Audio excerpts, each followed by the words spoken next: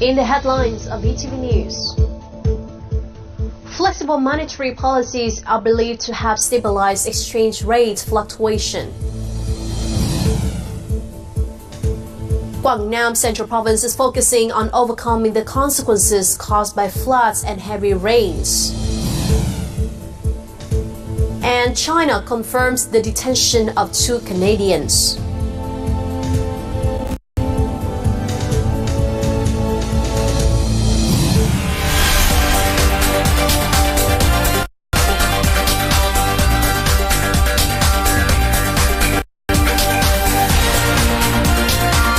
Broadcasting from Hanoi, the capital of Vietnam.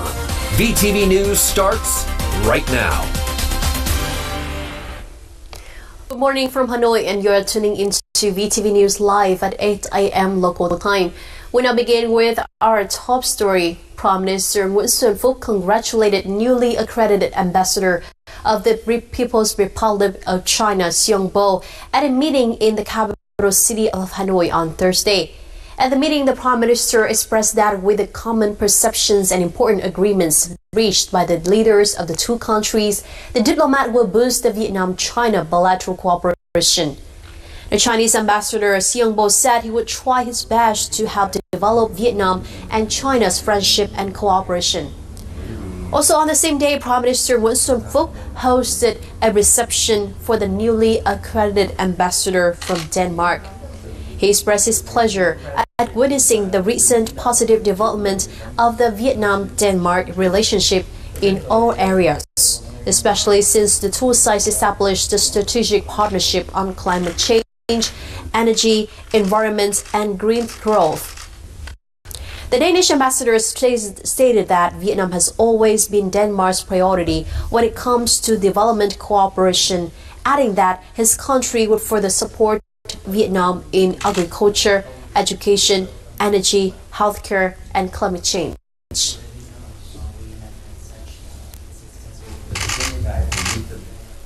The same day, Chairman of the Party's Central Committee's Commission for Economic Affairs, Nguyễn Văn Bình, met with a delegation of the International Monetary Fund, or IMF, held by Chief of the IMF's Asia and Pacific Department, Alex Murmuras, in Hanoi. Now, their chairman Bing appreciated the IMF's policy consultancy and effective assistance for Vietnam's economic development over the past years. He also hailed the IMF's fruitful cooperation with relevant agencies and localities of Vietnam, including the State Bank. He asked the IMF to keep close cooperation and prioritize the Southeast Asian nation in the time ahead, especially in giving policy consultancy, providing technical solutions, training manpower, and increasing financial aid for economic restructuring. Now, on Thursday, Secretary of the Party's Central Committee and head of the Central Committee's Commission for Internal Affairs, Phan Đình Trạc, announced a plan to inspect the recovery of corrupt assets at the State Bank of Vietnam. He stressed that one of the tasks the State Bank is responsible for is coordinating with the relevant authorities to trace the flow of money and suspicious transactions in order to provide information to criminal investigators. He also requested the State Bank of Vietnam to take action in managing the recovery of corrupt assets. On the same day, Standing Deputy Director of the Central Committee for Internal Affairs, Võ Văn Dũng, also implemented a plan to inspect the recovery of corrupt assets at the Ministry of Natural Resources and Environment. On Thursday, the State Bank of Vietnam announced the central rate between the Vietnamese dong and US dollars is 22,773 Vietnamese dong per US dollar after continuously increasing over the past month, while the exchange rate at commercial banks had been decreasing. So what are the causes? We're going to take a look at the following. The exchange rate for US dollar at Vietcombank, Military Bank, Techcombank, and Dong A Bank reduced by 5 to 10 Vietnamese dong the afternoon of December the 11th. Banks said the market demand has not changed much, so their exchange rates stay quite stable. The demand for foreign currencies in December will slightly increase by about 5%. This is not too significant. We are also preparing quite enough foreign exchange volume thanks to sources of foreign remittances and customers in export-import fields for the market. The supply is abundant with a trade surplus of $6.8 billion and FDI disbursement of $16.5 billion, while tourism revenues and foreign remittances have increased by 22% and 7 to 10% respectively. So I think demand and supply are quite balanced these years.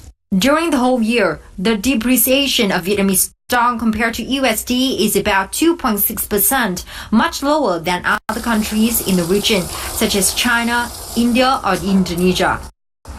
The state bank has intervened reasonably in the markets. There's no depreciation when compared with the Chinese yuan. At the beginning of the year, when the adjustment pressure wasn't so great, the state bank bought in to raise the foreign currency reserves from $57 billion to about $63 billion. From the end of the third quarter, they started selling foreign currency to intervene in the market. In addition, the state bank was flexible in allowing commercial banks to stop buying when they needed to meet the needs of the market. The state bank was flexible. Intervention is only needed when Vietnam dong increases or decreases too much in value compared to a basket of 8 foreign currencies.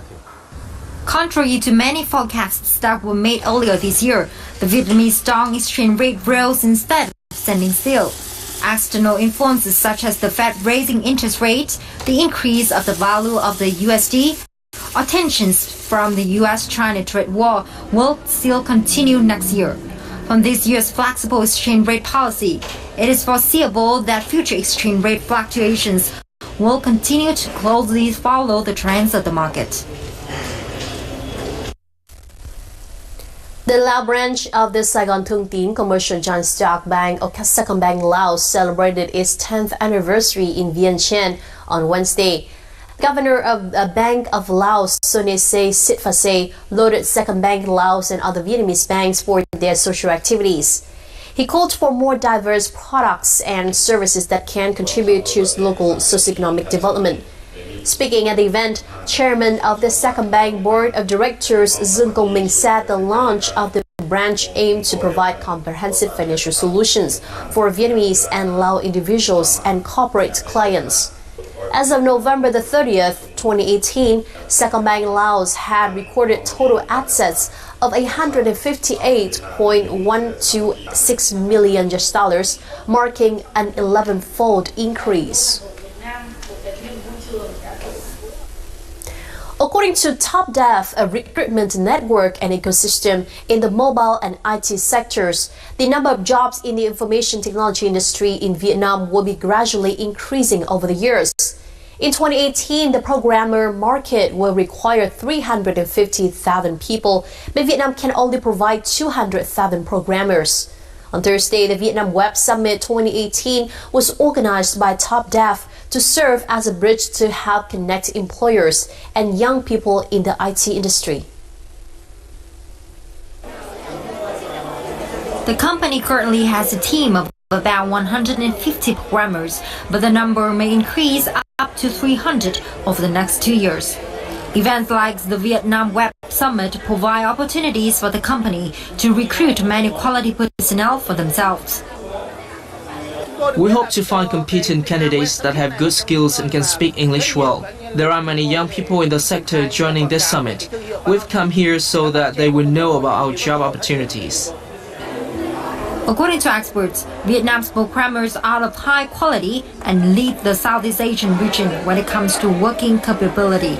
They are also ranked 23rd in the world.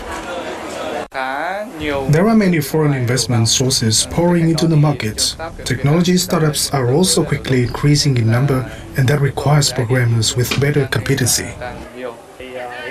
Vietnam is still outsought for software creation and building practical apps based on the world's research. Research activities still aren't strong though, so we created this playground for programmers to join high-tech fields. Recently, many IT companies have been cooperating with schools for training in order to have a human resource with competent abilities to recruit in the future. With a growth rate of 50% per year, Vietnam has been attracting the world's leading IT corporations, along with the quality of training that has started to become recognized. The programmer market in Vietnam is expected to be able to export the human resource in this sector in the near future. In other news, retirement homes are a new market in Vietnam. This sector has been well developed in countries like Japan.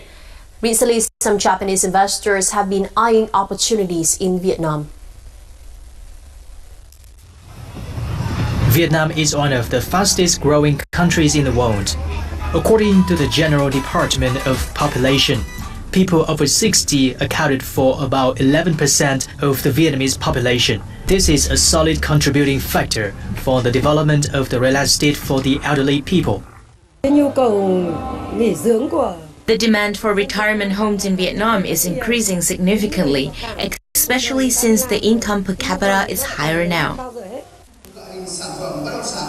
Since the beginning of this year, many Japanese enterprises have learned more about the retirement home market in Vietnam.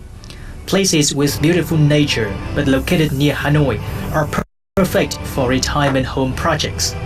Hoa Binh province is attracting a lot of attention from investors. In addition to housing, the projects for the elderly also have to consider utility services such as hospitals.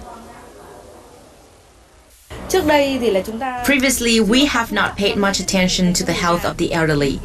Through this project, we aim to provide better healthcare and other services for the elderly in each family. According to investors, such projects not only serve domestic demand but also welcome older visitors from Japan, South Korea, and European countries. Monthly living expenses in Vietnam are quite competitive, about $800 per month. We realize that in Vietnam there is a lot of potential for this segment because when the income of young people in your country soars, they want the best care products for grandparents and parents. Many countries have been quick to adjust, regulating many rules to attract elderly customers. In Indonesia, Thailand, and the Philippines, retirement residence visas have been issued to attract more elderly people. In Vietnam, this sector is expected to see significant growth in the near future. Coming up next in our bulletin, central provinces are focusing on overcoming the consequences caused by floods and heavy rains. And geriatric care to be one of the most attractive sectors for Vietnamese medical students who want to work in Japan.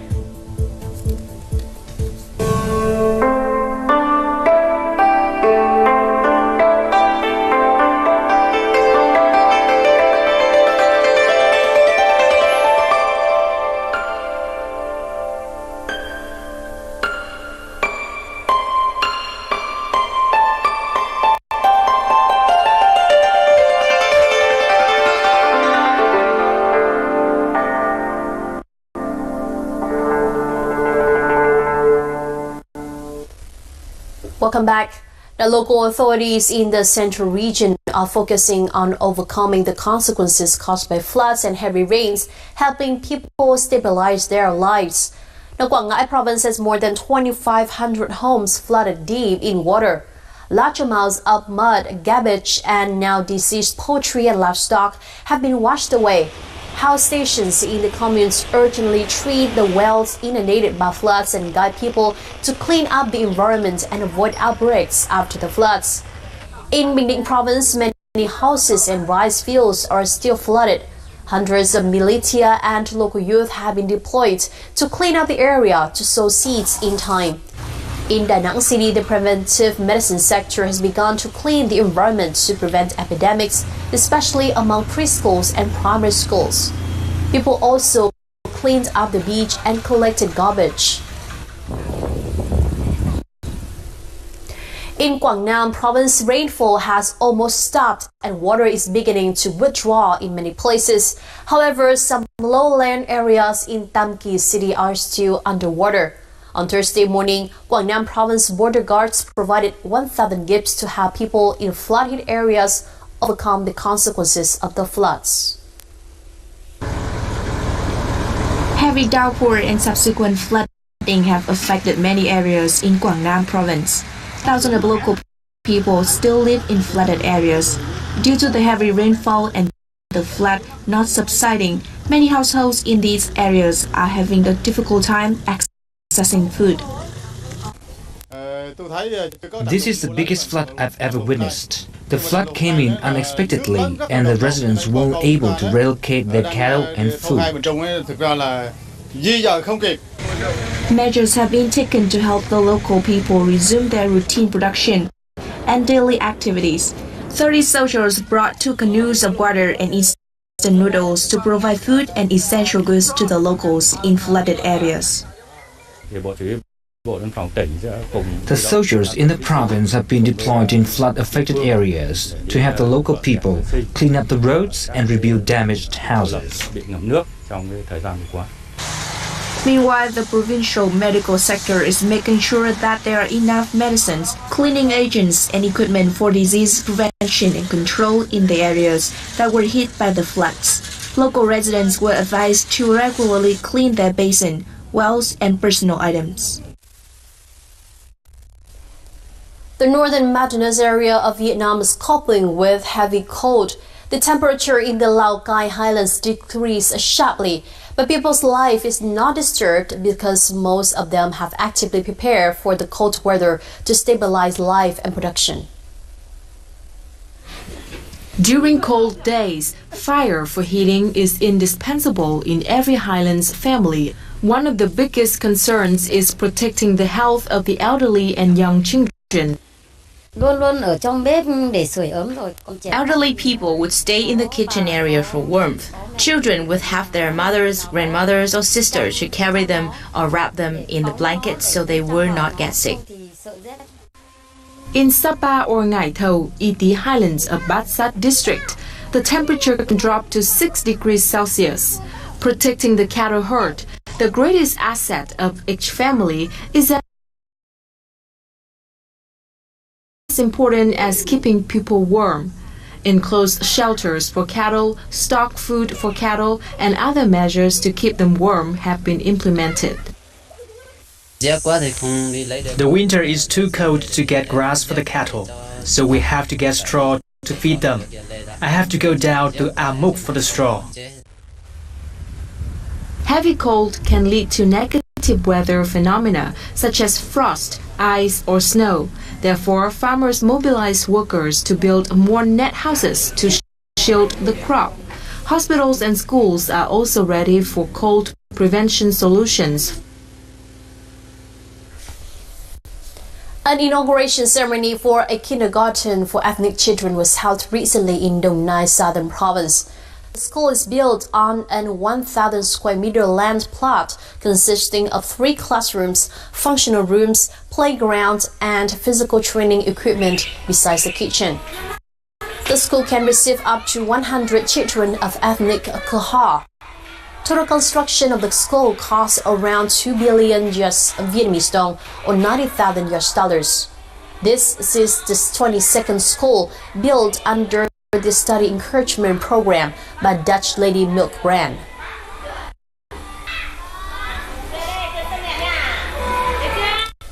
On Thursday morning, a ceremony was held for the repatriation of the remains of 30 Vietnamese volunteer soldiers and specialists who died in Laos in Odom Se in the northern province of Laos. Now attending the repatriation ceremony were representatives from the Vietnamese Military Zone 2 Steering Committee on Search and Repatriation of Remains of Fallen Soldiers, or Steering Committee 515, the Special Working Committee of 6 Northern Lao provinces, the local people, and the Vietnamese community in Laos. This was the first repatriation that's been conducted by Steering Committee 515 and the Special Working Committee of 6 Northern Provinces of Laos for the 2018-2019 dry season. The remains were found in Udom Sai Province. According to the local people, the Vietnamese martyrs who fought in its area died between 1965 and 1972. After hearing the experiences, stories, and descriptions of the elder people here who joined the Vietnamese soldiers, we are very sure that these are the remains of the Vietnamese soldiers. A memorial and reburial ceremony for the fallen heroes will be held at Tông Khao Cemetery, Dien Bien Phu City in Dien Bien Province on December the 14th. We feel so emotional. We'd like to express our deepest gratitude to the martyrs who died while fulfilling their duties in Laos. We will try our best to bring them back to their homeland so they can finally rest in peace with their comrades. Established in 1994, Steering Committee 515 has worked in 6 northern provinces of Laos. It has found and brought home the remains of nearly 1,700 Vietnamese soldiers. The representatives from 120 Japanese health facilities recently went to Vietnam to recruit nursing candidates. Now, this is one of the most attractive sectors for medical students in Vietnam because of the high salaries and long-term job opportunities in Japan. Unlike ordinary recruitment interviews, candidates here can speak directly with the recruiters. All the questions are answered in Japanese despite the presence of translators. The candidates speak Japanese to impress the headhunters. We must be confident when communicating in Japanese, and we must use all our knowledge to extract as much information as we can from them. We should also leave a strong impression on the Japanese. In order to increase the candidates' chances, the organizer also sets self-introduction videos. The videos are later sent to the health facilities that aren't able to make it to the recruitment day. Many trainees working in Japan are here to share their experiences in these types of interviews. Japanese is the most important thing to learn before working in Japan. The workers should also listen to the experiences of the people they work with. Vietnamese applicants who come to Japan to work get better feedback from their companies. Japanese health facilities always welcome Vietnamese trainees and create opportunities for them. The cost of the program is funded by the government of Japan, which includes a year tuition fee, accommodation, and monthly living expenses. When candidates arrive in Japan, we help them improve their Japanese so that they pass the national examination. We also require the authorities to add about 30% to 40% more time because the exam is a little harder for those who aren't Japanese. Starting in April of next year, Japan will receive about 345,000 migrant workers. Highly skilled workers such as Vietnamese workers will be able to apply for residencies and will be allowed to bring their family and even extend their stay in Japan. The AFF Cup 2018 is extremely popular not just in Vietnam and Southeast Asian countries but also in South Korea, home of the Vietnamese team head coach Park Hang-seo. According to statistics released by Nielsen Korea, the ratings of the match between Vietnam and Malaysia on December the 11th reached over 4.7%, which is higher than any other sports broadcast on Korean cable channels over the past 8 years. The Seoul Broadcasting System, or SBS, one of the South Korea's largest TV channels, has brought the rights to broadcast all matches of the Vietnamese national men's football team at the AFF Suzuki Cup 2018. The performance of Park Hang-seo and his team has met all expectations and has inspired millions of Vietnamese people.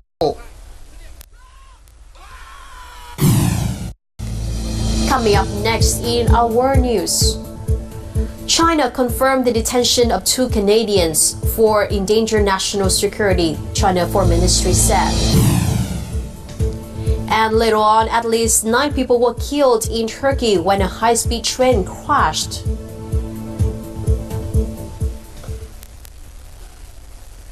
Welcome to our world news. 2 Canadian men have been detained in China on suspicion of endangering national security, China Foreign Ministry said on Thursday. The ministry spokesperson Liu Kang confirmed that the entrepreneur Michael Spavor, founder of a tour company operating near the North Korea-China border, and former Canadian diplomat Michael Kovrig, an international crisis group ICG senior advisor, were taken into custody on Monday, and that they are being handled separately. At least 9 people were killed and nearly 50 injured in Turkey when a high-speed train crashed in an Ankara suburb on Thursday, Turkish Transport Minister Kahit Turhan said. At 6:30 a.m. local time, train from Ankara to the central Turkish city of Konya collided head-on with a locomotive. At least 2 cars derailed, hitting the station's overpass, which then collapsed onto the train. Rescuers worked to free people trapped under the mangled wreckage at a Mercedes train station. It was not clear at which speed the train and locomotive were traveling when the collision occurred. The British Prime Minister Theresa May left London for Brussels on Thursday morning just after surviving a confidence vote. The May is set to ask European leaders for help after stumbling over several objections to UK's withdrawal from the European Union. The British Prime Minister is expected to be seeking assurances over the Irish border backstop. This could be her last attempt to reassure politicians from the EU and seek additional votes in favor of the Brexit agreement from the UK Parliament.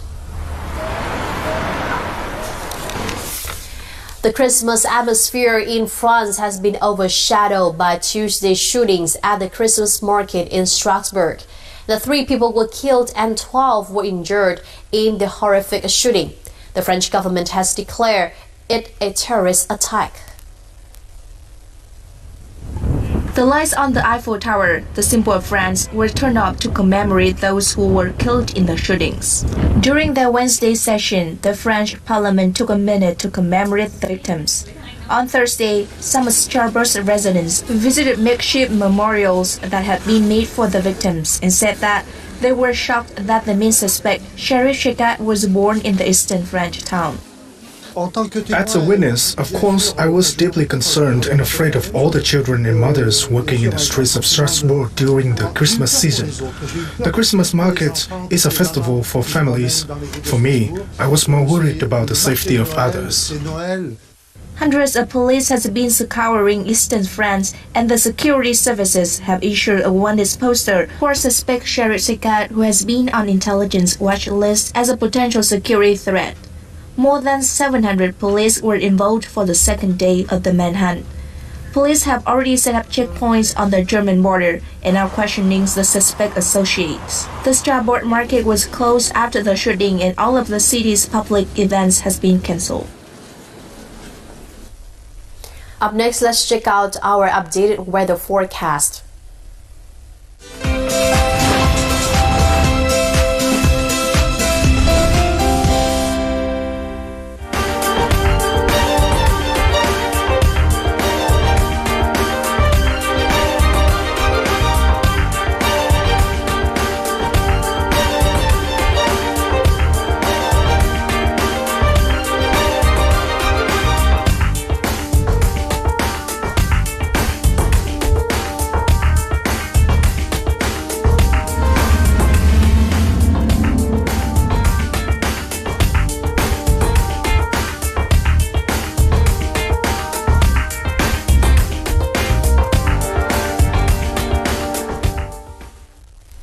That's all we have for now. For more news, do log on to vtv4.vn or our YouTube channel at VTV4Go. Thank you very much for joining us, and goodbye for now.